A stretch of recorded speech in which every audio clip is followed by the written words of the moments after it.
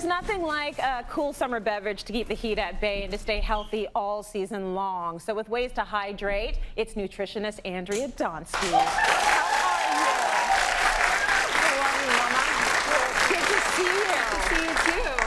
That you're hydrating us, but I know you're going to do it in the most beautiful way. I mean, the setup is so gorgeous. You make me want to, like, you know, drink fruit and chop it up and do all of that good stuff. But let's talk first of all about hydration, how important it is and how we know if we're hydrated or not. Yeah, very important that we drink half our weight in ounces. Okay. So to put that in perspective, if you're 130 pounds, it's about 65 ounces of water, which is roughly 8 cups. So that's kind of how they come to that 8 cups a day. Oh, so if you're bigger, you need to drink more. You should drink more. And if you're smaller, you can get away with drinking less. Absolutely. Okay, so you figured out how many cups a day you need. How do you know if you are hydrated?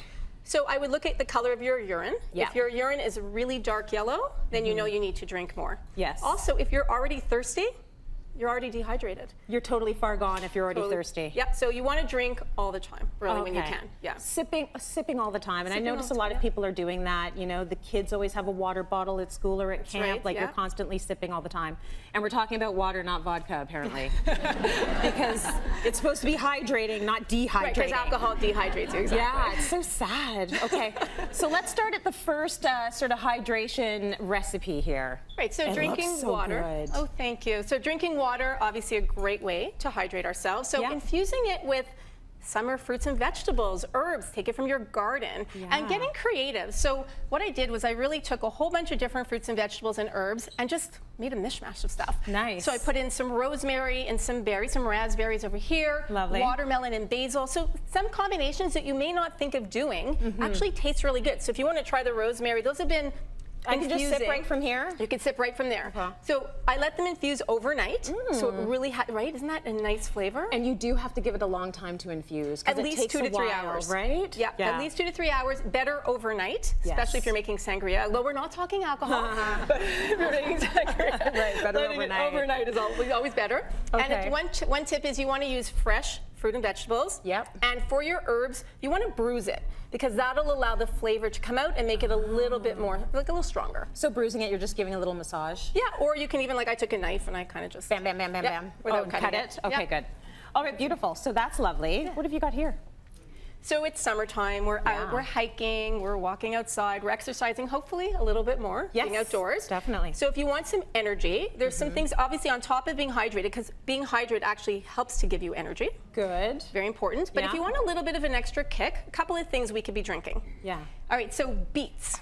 Oh, they're so good for you. Beets are really good because they increase nitric oxide in the body, which helps bring energy into the cells. Okay. So you could drink beet juice straight up with a little bit of carrot, maybe some ginger, or you can use a beet powder. Yeah. So all you do is you would add a tablespoon of the beet powder to, I added it to some coconut milk for you. I wanted you to try it. Right. This is from Organic Traditions. You literally add it to whatever it is you're drinking. You can drink it before you go, or you can drink it while you're out. So that's a little bit thicker, right? So I put in a little bit of coconut milk. Good. It's good, right? Yeah, very good. Yeah. So this is giving you energy, so you're using this as sort of like an energy drink, but a natural energy drink. A natural energy drink, exactly. Because we know a lot of the energy drinks out there on the market, they have a ton of sugar in them. A ton of sugar, but also, ingredients that I'm not a big fan of, right? It can be artificial sweeteners, artificial colors. Let's stay away from them. Let's use the natural. Lovely. So one ingredient that's making a big kind of hoopla these days is called coffeeberry. Okay. So coffeeberry comes from the fleshy part of the coffee plant. It's where the beans live. Okay. So it has a lot of antioxidants, and it also has natural caffeine, so it won't give you the jitters. So here, I want you to try this. This is from Uncle Matt's. It's their orange energy, and it I've also actually has never heard of it. What's it called? Coffeeberry. Or coffee fruit. And it also has ashwagandha, which helps with endurance. It's great. It's like orange juice. It's right. It's in orange juice, exactly. So it's in the orange juice. It's in the orange juice, exactly. And what's great about orange juice is that it also has folic acid. Yeah. It has folate that helps to give you more blood flow and oxygenate the organs. So you're okay with natural juices? I'm okay with natural juices. Okay. Everything in moderation, of course, right? But I'm okay with natural juices. If it's from the orange, which this is, Uncle Matt's it's all organic from the orange, totally fine with that. Good. It tastes amazing. Yeah, it's really good. And then what do we have here? Another good ingredient? So excited for you to try this. So this is called Moringa. Which I've heard about but never tried. Moringa also very hip and trendy these days. Now for a reason, it is so nutritious. So it comes from the Moringa leaf, and it's from the Moringa tree, which is also called the miracle tree. Okay, what does it do?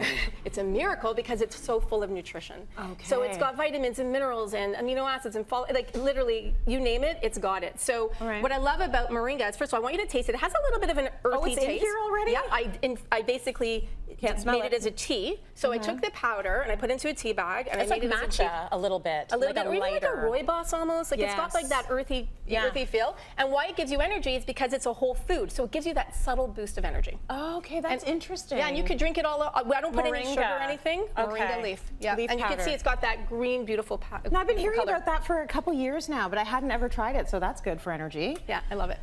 This is a nice little combination you have here. What is this going to help you with? So this is going to replenish. So after we've exercised, we want to replenish the salts, the electrolytes, and the glucose. So this is really easy to make at home. Here, again, you could try that. So this is watermelon with coconut water and a little bit of Himalayan salt.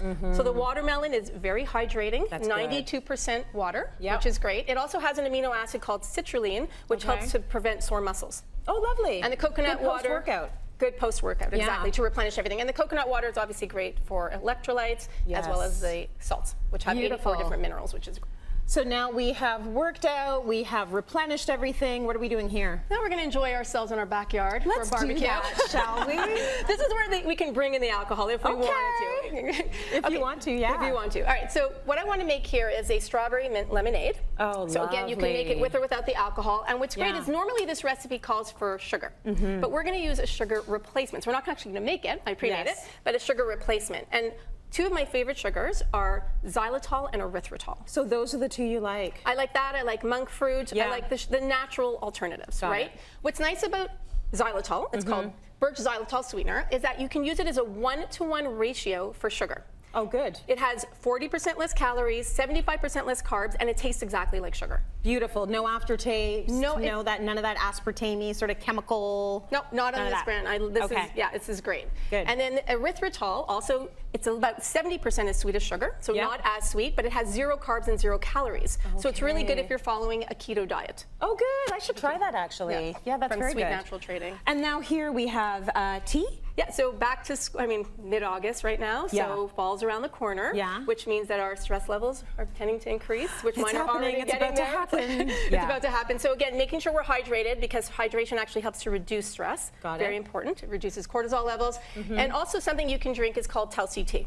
Okay. So I'd like you to try it. So Tulsi is an adaptogenic herb. It helps us cope with stress better. So Tulsi stands for Tula, which is balance. I feel so unstressed right now. So relax. Just relax. And C is basically, C means horizontal, so it helps to balance everything at all levels, whether it's physical, emotional, biological. It just helps us cope with stress better. And it's all natural. It's all natural. It's from Organic India. They have a whole line of Tulsi tea, which is that's what they do, which is amazing. And it tastes great, right? So it helps You're to just very good relax about you. introducing us to new ingredients that we might not have tried, or maybe we've heard of it, but we don't really know what it means. So thank you for that. It's always a good lesson with you.